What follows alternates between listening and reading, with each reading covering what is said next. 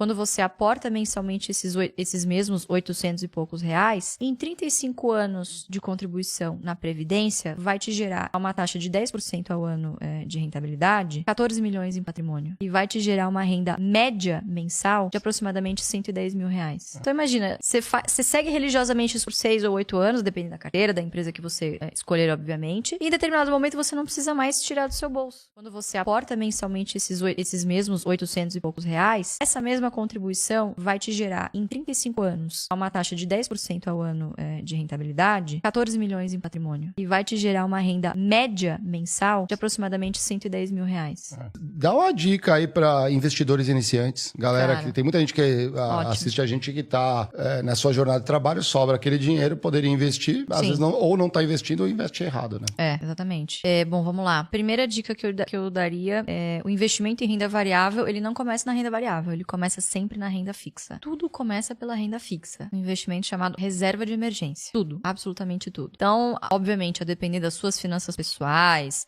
do tipo de trabalho, de recorrência que você tenha, né? De fonte de salário, enfim. O ideal é sempre você ter ali pelo menos 3 a 6 meses de recursos ali guardados para você conseguir ter uma reserva boa, um colchãozinho bom para alguma emergência ou para alguma oportunidade, sei lá, que surgir. Enfim, tudo começa ali. Por quê? O brasileiro, ele tem essa mania, obviamente isso é muito voltado porque a gente é país de rentista. Então você vai investir onde está rendendo mais no momento. Quando você tem essa mentalidade, você esquece dos objetivos de dividir esses recursos em caixinhas. Então, eu sempre falo, tem a caixinha do curto prazo, que é reserva de emergência. Renda fixa, você precisa de liquidez, você precisa de previsibilidade, certo?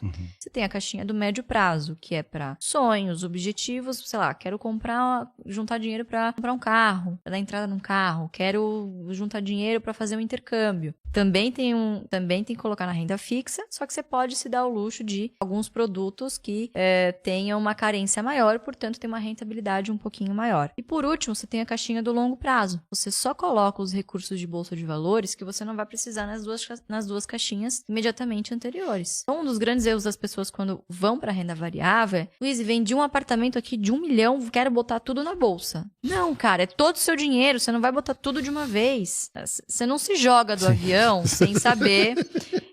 A gente recebe muito desse tipo de mensagem. Tipo, vou botar tudo na bolsa de uma vez. Como é que eu faço? Eu monto uma carteira. Não, empresas de dividendo. 10 empresas. Não, mas é dividendo. Já fiz a conta aqui, se der 6% ao ano, não sei o que.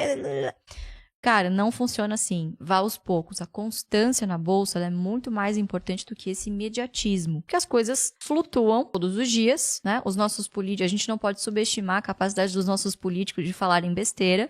Isso, obviamente, no curto prazo, abre oportunidades também em ações. Então, quer dizer, empresas que não têm nada a ver com o que determinado político falou, também têm as suas cotações penalizadas. Então, é sempre bom você dividir esse dinheiro em aportes mensais e constantes. A gente fez uma simulação, essa semana a gente estava em lançamento tal do produto, e a gente fez uma simulação INSS versus uma carteira de investimento. Então, só para vocês terem uma noção. Uma contribuição hoje pelo teto de R$ 877, corrigida ao longo do tempo por mais ou menos 5% de inflação, em 35 anos de contribuição na Previdência, você teria o total de 0 patrimônio. Esse dinheiro que você colocou tá para o INSS, você não constrói patrimônio nenhum. Você teria uma renda lá na frente. Hoje o teto é de aproximadamente R$ 7.500. Se a gente corrigisse 7.500 para daqui 35 anos, isso daria mais ou menos R$ 41 mil o valor do dinheiro lá no futuro. Quando a gente olha para investimentos, usando uma taxa aí bem conservadora de 10% ao ano, que a gente está falando de reinvestimento de dividendos. Então, quando você aporta mensalmente esses mesmos 800 e poucos reais, não é só isso. Você trimestralmente ou anualmente, enfim, dependendo da empresa, você tem o fluxo de dividendos que, conforme você vai comprando as ações, vão aumentando ao longo do tempo. Claro, se você não vende, né? Então, essa é uma simulação teórica. Essa mesma contribuição... Alguma coisa assim, Exatamente. Pegando todo mês com ali, os mesmos sem impostos. Sem impostos, por enquanto, né? Vamos ver. Mas você entende que essa mesma contribuição que você faz na Previdência, você poderia fazer para o seu futuro em ações. É isso que a gente ensina. Foi isso que meu pai fez nos últimos 50 anos. E ele mostrou que era possível. Continua sendo possível. E por isso que é importante que as pessoas aprendam a investir, façam cursos, se eduquem, porque também se você entrar no caminho errado, ainda que você faça tudo certinho, existem alguns estudos que se você pagar pagar uma taxa um pouco elevada de administração, dependendo com quem você Exatamente. investe, 80% vai ficar com o seu agente, tá? E 20% só com você. O custo de oportunidade de você não ser o seu próprio gestor é muito Interessante. E tem os riscos também. Tem. O risco de Tem, INSS. óbvio que tem. E dependendo de onde está colocando, se é um fundo de previdência, alguma coisa, que instituição é essa? Ó, prestem atenção também, né? Tem que prestar Se atenção. é sólida, se não é. Pulveriza às vezes, né? Porque vai estar rendendo uma taxa parecida, pulveriza. Eu não tenho, eu devia fazer migração, porque eu passei em tanta empresa, né? 7 empresas, o que eu tenho de previdência espalhada. Eu não tenho nenhuma previdência Eu privada. também não tenho mais, não. A minha previdência está em ações. Ó, eu tenho hoje uma Eu fiz companhia, VGBL. uma parte da companhia que eu Acreditei trabalho lá todo dia. atrás na tese, né? Mas, cara, pelo menos o VGBL é sobre o rendimento, né? O PGBL é sobre o valor O total. valor total. Só que aí ele vai amortizando, né? O VGBL. Aí, galera, vocês estão falando sopa de letrinhas aqui. Perguntem, hein? Ó, aproveitem e perguntem. A gente tem o nosso ritual aqui, que é a nossa famosa bola de elástico. Bora, galera, tem que fazer o refil de elásticos, hein? Olha, Olha, tá? caraca. É como se você desse a dica que vai fazer todo mundo milionário. Como se deixasse um dividendo ali. Um dividendinho que vale muito. Vale muito. E a gente vai reinvestindo Aqui, que e vocês reinvestindo. ganhem- você que tá assistindo ganhe muitos dividendos, hein? Boa. Maravilha. Você acha que dividendo é para ser reinvestido ou é para comemorar e viajar?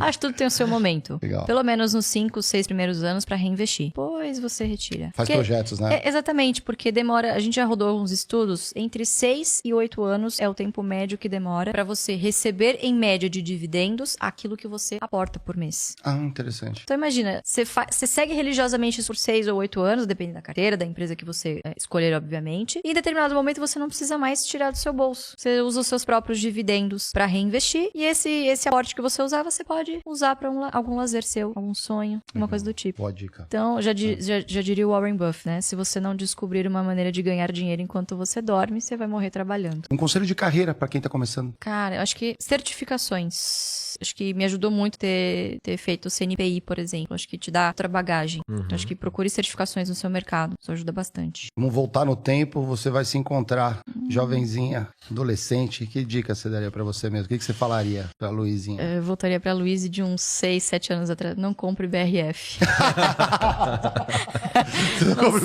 não sai da estratégia, porra. Faz, tá tudo certo. Não tenta inventar a O roda. que você achou ali, né? Vamos exportar mortadela, né? Lasanha mundial, né? Legal. Não faça isso. Um livro que você recomenda, uma obra, um filme, qualquer coisa. Eu vou puxar sardinha. O Rei dos Dividendos, que é a autobiografia do Barsi.